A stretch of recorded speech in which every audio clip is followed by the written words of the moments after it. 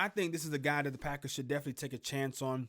It's not going to cost him a lot of money. He was only going to make $9 million this year, not even guaranteed $9 million. So he might be able to, they might be able to sign him for like a veteran minimum type shit. Like, look, man, let's just come here, play with us, try to get this ring. We need another weapon on the boundary. We need another guy that we can depend on in the play action passing game.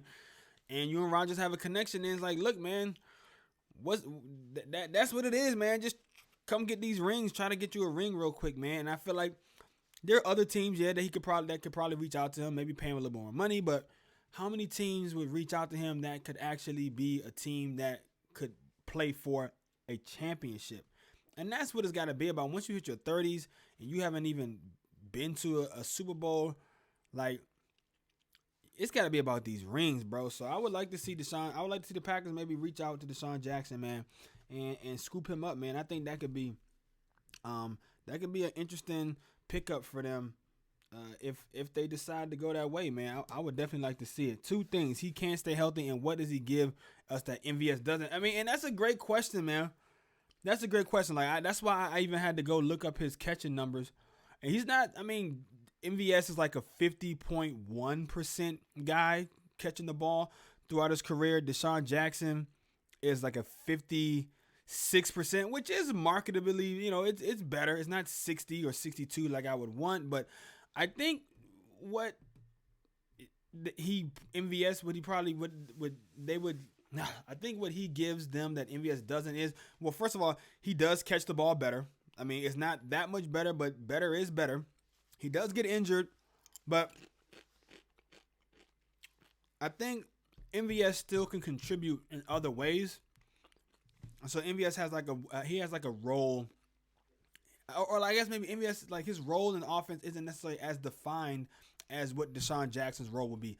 Like we know Desean Jackson, he will be coming to town to just go deep and catch deep passes. That's it. Kick and punt return is the only thing I want Desean for. And yeah, there you go. Desean Jackson could do kick and punt return. He can do kick and punt return, and he can go long. He can be a deep threat, man. That's what the dude has been a deep threat his whole career. He knows how to go deep. He's a veteran. I just think, I don't know, man. He does have injury problems, which is a little concerning. But I feel like the Packers wouldn't need him to play every down. They wouldn't need him to play 60, 70, 80% of the snaps. They might only need him for 50% of the snaps, but those 50% of snaps could be explosive. And I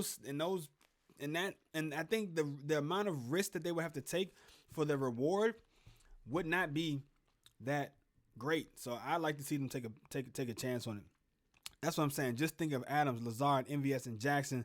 That gets me hyped. It really does. It really gets me hyped. If I'm the Green Bay Packers general manager, Brian Gutekunst, I am picking that phone up and I am making a call to Desean Jackson's agent, and I'm saying, would he like to come to Green Bay and play for a legitimate Super Bowl contender? Now, here's another piece of this that's interesting is Desean Jackson is a Cal guy. Let me see when he played at Cal. 2008. So Rodgers was drafted in 2005. Desean Jackson played there from 2005 to 2007. So they were on the same team.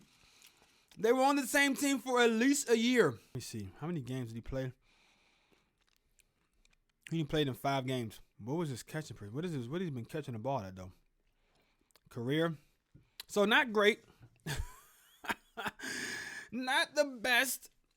But he's a career 56. Ooh. That's not great. Desean Jackson, like, damn, his numbers weren't as great as I thought they were. His best year was 2013.